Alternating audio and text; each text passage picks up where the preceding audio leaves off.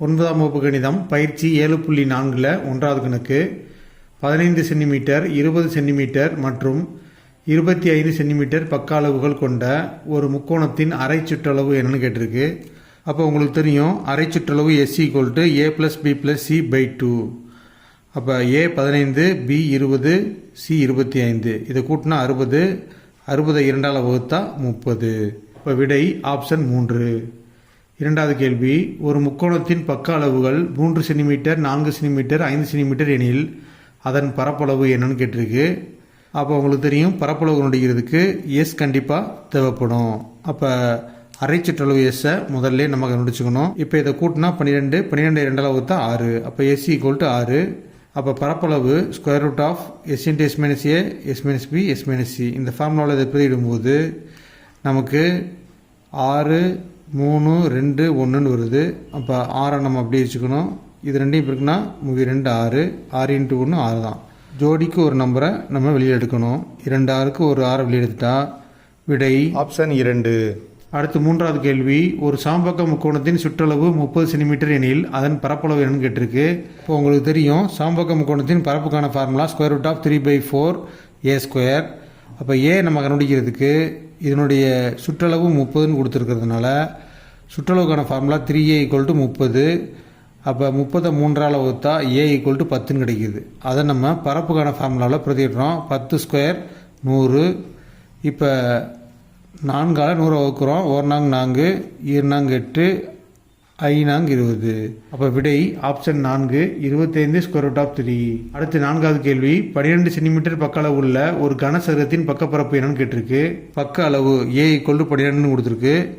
அப்போ பக்கப்பரப்புக்கான ஃபார்முலா உங்களுக்கு தெரியும் 4A². அதில் ஏக்கு பதிலாக 12ன்னு பிரதிட்டா அந்த ஏயை நம்ம ஸ்கொயர் பண்ணணும். இப்போ 12 ஸ்கொயர் பண்ணால் 144. இப்போ இந்த 144 4ஆல் பெருக்குனா 576. அப்போ விடை ஆப்ஷன் 3. அடுத்து ஐந்தாவது கணக்கு, ஒரு கனசதுரத்தின் பக்கப்பரப்பு 600 சென்டிமீட்டர்² எனில் அதன் மொத்த பரப்பு என்னன்னு கேட்டிருக்கு. அப்போ நமக்கு தெரியும் பக்கப்பரப்புக்கான ஃபார்முலா 4A². இதிலிருந்து நம்ம A² கண்டுபிடிக்க போகிறோம். அதுக்காக 4 அந்த சைடு கொண்டு போனால் வகுத்தல் 4 ஆகுது. 600 4ஆல் வகுத்தா 150. இப்போ நம்ம கண்டுபிடிக்க வேண்டியது மொத்த பரப்பு. மொத்த பரப்புக்கான ஃபார்முலா 6A².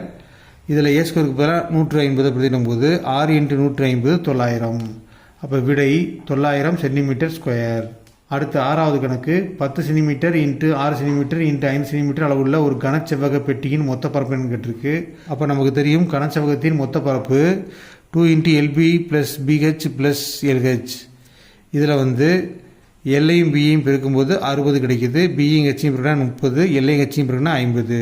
இதை கூட்டினா 140. இதை 2ஆல் பெருக்கும்போது 280 கிடைக்கிது.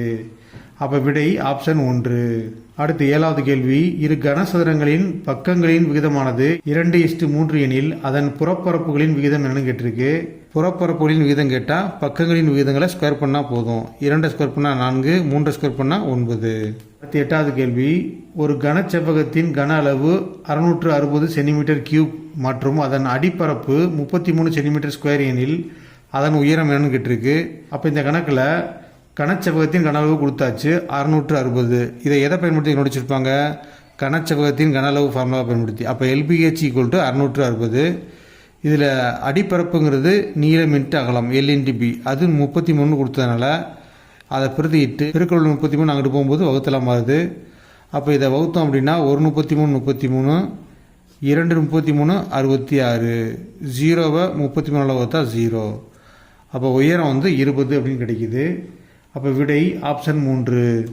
அடுத்து 9வது கேள்வி, 10 மீட்டர் × 5 மீட்டர் × 1.5 மீட்டர் அளவுள்ள ஒரு நீர்த்தொட்டியின் கொள்ளளவு என்னன்னு கேட்டிருக்கு. அந்த கொள்ளளவை நம்ம லிட்டரில் சொல்லணும்.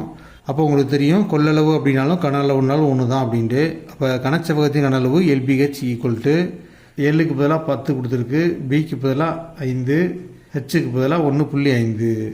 இந்த மூணையும் பெருக்கும்போது 75 m³ வருது. அப்போ 1 m³ அப்படிங்கிறது 1000 லிட்டர். 75 m³ங்கிறது 75 × 1000 லிட்டர். அப்போ 75000 லிட்டர்.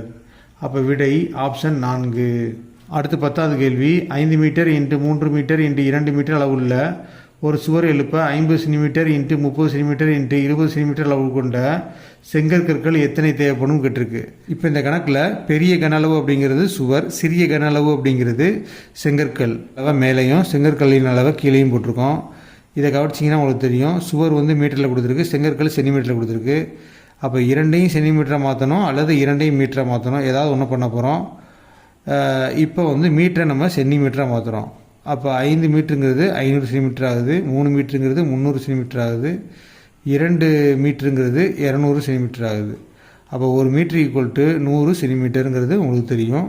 இப்போ தொகுதியில் உள்ள அனைத்தையும் இருக்கும்போது 5 3 15, 15 2 30, 2 0 2 0 2 0 சேர்த்தோம்டா 3 கோடி வருது. அடுத்து பகுதியை பெருக்கிறோம், 50 30 20 பெருக்குனா 30,000.